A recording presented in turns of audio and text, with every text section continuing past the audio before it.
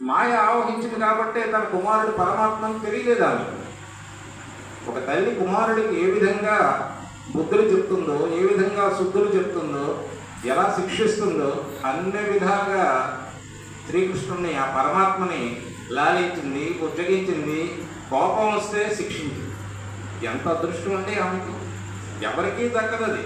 పరమాత్మని ఆ విధంగా ఒడిలో ఉంచుకుని ఆమెకు అతడికి ఆహారాన్ని ఇస్తూ అమ్మాని మారం చేస్తుంటే పాలు తాగుతానమ్మా అంటూ ఉంటే ఏంటి అతనికి పాలు పట్టి అటువంటి అదృష్టం ఆమెకు దక్కింది.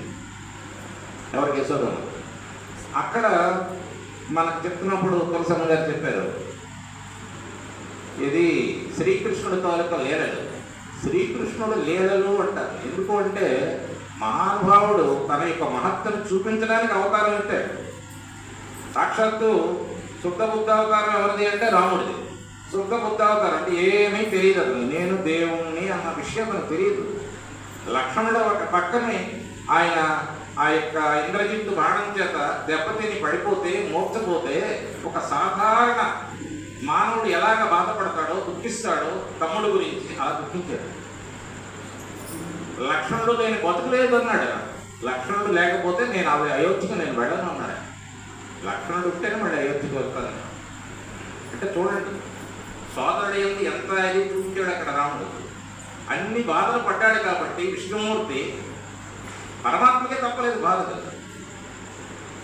మనం అంతా బాధలు వచ్చినప్పుడు మనం ఆ బాధల తాలూకా ఎంత శాతం బాధలు ఉంటాయో అనుభవిస్తే సుఖాలు కూడా పక్కనే ఉంటాయి.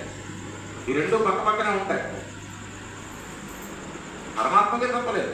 అందుకు రామావతారంలో ఆయన చూపిన సహనం శ్రీకృష్ణ అవతారంలో అతనికి ఏమైంది, ఈ లీలలు చూపడానికి అవకాశం ఇచ్చింది. శ్రీకృష్ణ అవతారం ఆయన చూపించినవన్నీ లీలలే. ఎలాంటి మహామునుడికి కానీ తపస్సు చేసిన వాళ్ళకి కానీ కట్టుబడిన వాడు తల్లికి కట్టుబడ్డాడు. ఎవరు బంధించలేరు శ్రీకృష్ణుని. పరమాత్మ ఆయన, బ్రహ్మాండం అంతా ఆయనే, ఆది అంతం లేనివాడే. ఆది లేదు, అంతం లేదు, ఎక్కడ మొదలో తెలియదు, ఎక్కడ అంతం లేదు. అటువంటి మహానుభావుణ్ణి తాళ్లతో కలిగింది అనుకుందాం. అలా కనిపించాడు తల్లికి. ఎందుకు బంధిద్దామని తాడు తెచ్చినాడు. ఎందుకు అల్లరి చేస్తున్నాడు, ఎందుకు కోపం వచ్చింది తల్లికి అంటే, వెన్నంటే మన చిన్ని కృష్ణుడికి చాలా ఇష్టం. ఆ వెన్న కొండలు ఇంట్లో ఆమె వేలగట్టింది. పుట్టెలు ఉండేవి మన ఇంట్లో పూర్వం. పుట్టెల్లో పట్టుకునేవాళ్ళని పాలు